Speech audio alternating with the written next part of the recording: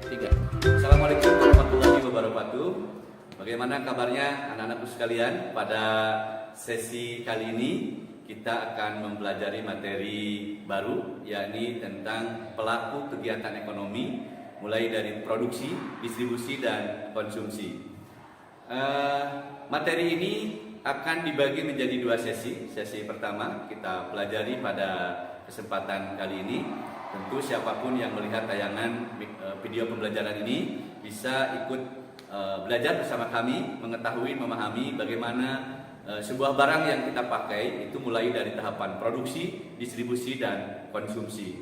Tujuan kita pada sesi ini mempelajari, mengerti apa itu produksi, distribusi, dan konsumsi. Juga fungsi produksi, fungsi distribusi, dan konsumsi. Manfaat kita mempelajari materi ini mudah-mudahan kita bisa lebih bijak ya di dalam menggunakan barang ataupun jasa, karena kita mengetahui begitu susah, begitu panjang mata rantai dari mulai barang itu diproduksi di hulu sampai ke hilir, dari produsen atau perusahaan sampai ke tangan kita di konsumen ya. Cuma yang kita coba akan gali pada kesempatan kali ini video tentang pembuatan jahe instan ya, minuman jahe instan semala, di mana kita akan lihat tayangan videonya seperti apa di dalam tayangan video berikut ini.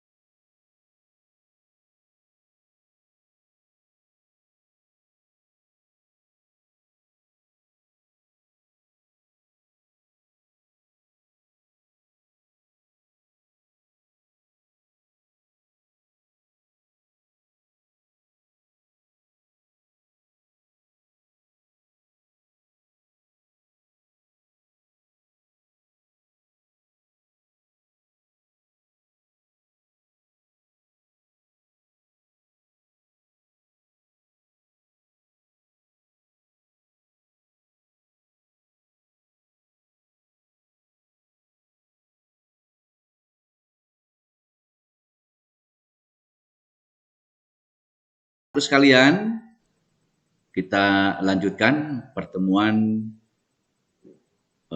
atau materi kita ini ya, materi tentang peran pelaku kegiatan ekonomi ini. Untuk sesi 1 ini tadi di awal sebagai pembuka pertemuan kita yaitu tentang video produksi. Video produksi jahe merah instan atau minuman instan jahe merah semala yang kurang lebih durasinya 3 menit. Di sana menggambarkan setidaknya seperti itu kegiatan produksi, distribusi, bahkan sampai dengan konsumsi. Baik, sekarang kita lanjutkan materi kita ya. Tujuan pembelajaran tadi di awal sudah Bapak sampaikan, ya, sudah saya sampaikan, di antaranya tadi menjelaskan kegiatan produksi, distribusi, dan konsumsi, juga menjelaskan faktor produksi, proses, dan fungsi produksi. Nah, kita sekarang lanjutkan pengertian daripada produksi ya, secara teori, tadi secara visual, seperti itulah gambarannya, dan secara teori, produksi adalah kegiatan menciptakan atau menambah nilai guna suatu benda sehingga bermanfaat dalam memenuhi kebutuhan. Nah, dalam ini produksi itu kita bagi dua. Ya, ada produksi barang dan produksi jasa.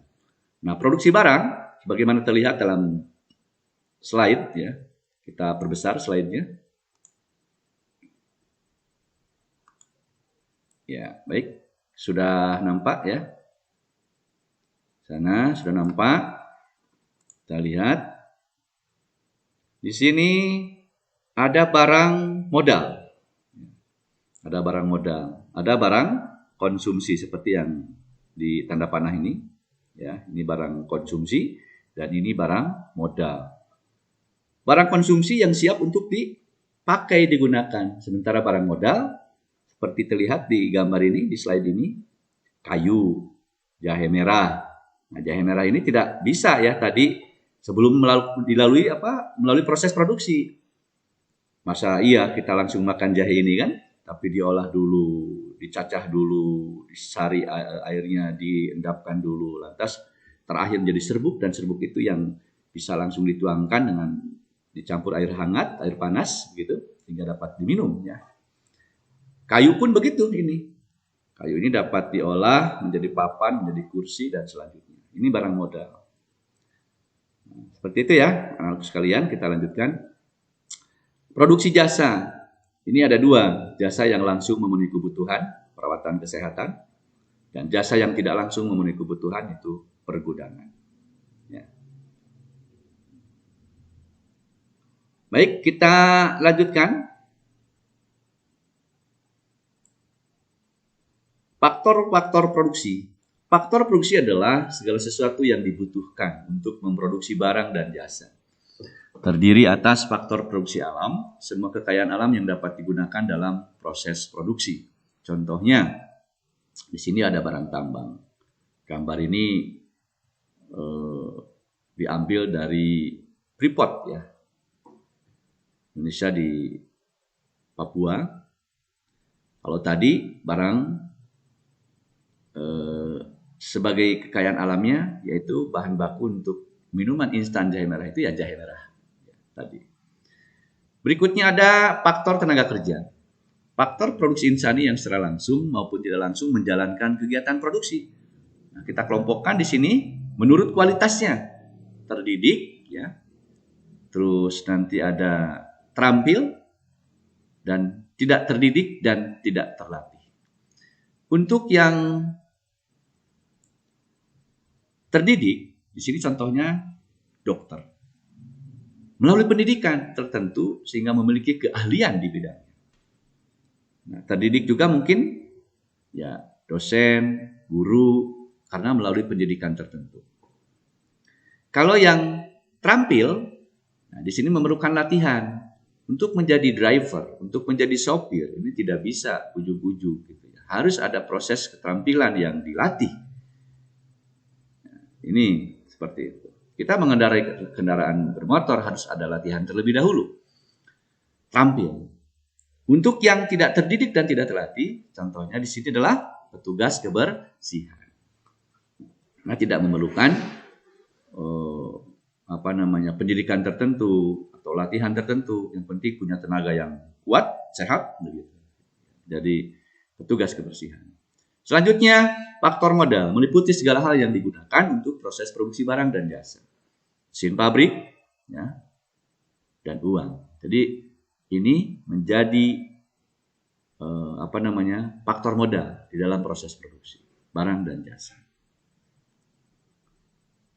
Faktor tenaga kewirausahaan merupakan keahlian dan keterampilan pelaku usaha, di mana keahlian atau keterampilan memasak, contohnya ini wajib dimiliki bila seseorang ingin menjadi koki yang hebat. Ya. Keahlian atau keterampilan memasak wajib dimiliki bila seseorang ingin menjadi koki yang hebat. Selanjutnya, pengertian daripada konsumsi. Tadi produksi sudah menghasilkan barang, ya. Kalau konsumsi, kegiatan yang bertujuan mengurangi atau menghabiskan nilai guna barang atau jasa. Mengurangi atau menghabiskan. Nah, ciri-cirinya yaitu di sini ada memperolehnya diperlukan pengorbanan. Benda konsumsi itu tidak gratis berarti kan. Ditujukan untuk memenuhi kebutuhan hidup. Tadi jahe itu satu saset itu 5.000 ya. Yang sasetnya yang botolnya itu 35.000. Selanjutnya kita lihat slide berikutnya ini pembagian benda konsumsi. Ada benda yang habis sekali pakai. Contohnya minuman kemasan. Ini tidak bisa berlama-lama ya. Sehari, 2 hari, 3 hari, kalau udah diminum, udah berubah ya. Jadi Jadi ini sekali pakai. Di bawahnya ada handphone atau smartphone, benda-benda yang dipakai atau benda yang dipakai berulang-ulang, tidak sekaligus habis. Kendaraan motor, mobil, termasuk laptop, komputer, dan sebagainya. Oke, kita lanjutkan. Teori perilaku konsumen. Pendekatan yang dilakukan adalah berdasarkan Hermann Heinrich Gossen, warga Jerman atau bangsa Jerman. Dia mengemukakan sebuah teori tentang hukum Gossen 1. Yang pertama, pendekatan kardinal. Didasarkan pada asumsi bahwa tingkat kepuasan yang diperoleh konsumen dapat diukur dengan satuan tertentu. Jika konsumsi, nah ini hukum Gossen 1 kita bacakan. Jika konsumsi suatu barang dilakukan terus-menerus, kenikmatannya mula-mula tinggi, namun semakin lama kenikmatan akan menurun sampai akhirnya mencapai batas jenuh. Contoh, di sini Ronaldo. Wah, kalian pasti tahu kan Ronaldo. CR7 ya, Cristiano Ronaldo. Nah, minum, habis olahraga haus, tentu botol pertama katakan nilainya 50. Nah, gitu kan. Saking hausnya. Nah, tambah lagi botol kedua, turun jadi 40 karena rasanya sudah berkurang.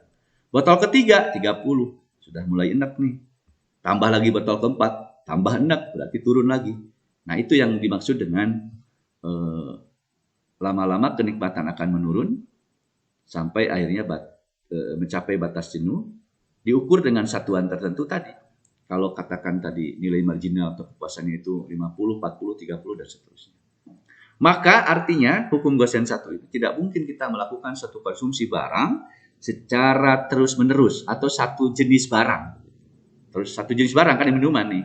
Makan bakso, mangkok 1, mangkok 2, mangkok 3. Lama-lama enak sampai titik 0. Bahkan min itu artinya enak muntah. Seperti itu. Maka disempurnakanlah dengan hukum Gossen 2. Bagaimana hukum Gossen 2 berbunyi? Konsumen akan melakukan konsumsi sedemikian rupa sehingga nilai guna marginal setiap barang dan jasa di Indonesia itu akan sama. Bagaimana maksudnya? Bahwa kita akan memenuhi kebutuhan itu yang beragam itu, ya. Tidak mungkin hanya satu jenis barang. Sebagai pelajar kalian sebagai siswa kebutuhannya apa? Misalnya laptop, tas, sepatu, baju olahraga, itu kan ballpoint, buku pelajaran. Sepatunya udah mulai bolong robek, maka dibutuhkan itu diferensiasi, ya. Dibutuhkan distribusi daripada kebutuhan kita.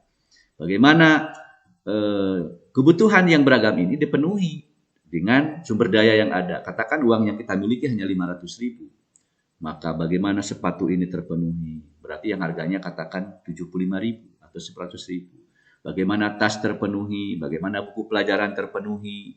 Bagaimana ballpoint dibeli, bagaimana nanti pakaian, sehingga nanti terdistribusi itu kebutuhan itu. Artinya maka akan tercapai nanti kepuasan, nilai guna marginal itu kepuasan yang sama.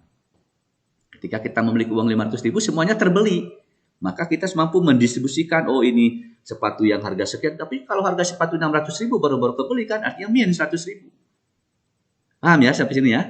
Oke, kita lanjutkan. Nanti di sesi kedua kita akan bahas lebih dalam. Nah, peran konsumen dan produsen. Peran konsumen diantaranya adalah membantu peredaran barang dan jasa, pemakai barang dan jasa. Pemakai ya, pemakai barang dan jasa. Tadi kita sebagai konsumen, bagaimana kita menggunakan barang dan jasa lain ini meminum atau membeli atau menggunakan minuman jahe instan semala itu. Sebagai pemakai, sebagai pengguna, pembeli gitu ya. Konsumen itu pembeli. Kalau produsen itu penjual. Pada akhirnya kita mencapai titik di situ. Penjual itu adalah produsen yang membuat, mereka menjual, dan kita pengguna, pembeli, konsumen. Seperti itu. Nah, secara singkatnya kita lanjutkan. Peran produsen menghasil barang dan jasa. Tadi produsennya adalah KWU SMA Negeri 1 Sukaresmi. Menghasilkan minuman instan jahe merah. Untuk menyehatkan badan, menghangatkan badan. Oke, meningkatkan produk domestik bruto. Ya, walaupun ini masih KWU, ini menghasilkan masih golongannya UMKM gitu ya. PIRT ya. Industri rumah tangga itu kelompoknya itu. Apa-apa. Produk domestik bruto adalah yang dihasilkan oleh warga Indonesia dalam negeri maupun warga negara asing yang tinggal di Indonesia atau yang investasi di Indonesia. Sedikit banyak kita akan menghasilkan atau ikut meningkatkan produk domestik bruto. Oke, selanjutnya, habis ya, alhamdulillah. Jadi pertemuan di sesi ini ya melalui media pembelajaran berbasis TIK ini, mudah-mudahan kalian bisa sedikit banyak memahami bagaimana peran pelaku kegiatan ekonomi dalam hal ini produsen, konsumen. Kita belum menyampaikan distributor ya, belum. Jadi ini baru produsen dan konsumen. Nanti di pembelajaran sesi kedua itu kita akan bahas bagaimana circular flow diagram atau diagram alur para peran produsen konsumen melalui rumah tangga konsumen, rumah tangga produsen, nanti ada pemerintah sebagai regulator, ada masyarakat luar negeri di mana kita butuh ekspor, butuh impor, barang-barang tidak punya, bagaimana kita juga barang-barang yang berlebih di negara kita ekspor ke luar negeri, kita akan bahas seperti apa hubungannya. Nah, di materi awal ini, alhamdulillah kita sudah menyelesaikan ya beberapa atau tersampaikan beberapa materi ini. Nah, ini tadi mulai dari produksi, konsumsi. Untuk pertemuan kali ini cukup sampai di sini dulu, dan mudah-mudahan apa yang disampaikan dapat dipahami dengan baik ya di tengah-tengah kesibukan kita. Materi ini dapat menjadi media pembelajaran buat kalian semuanya, dan tentu bagi Bapak juga sangat senang jika materi ini dapat dipelajari dengan baik, dipahami dengan baik. Terima kasih. Assalamualaikum warahmatullahi wabarakatuh. Sampai jumpa di sesi 2.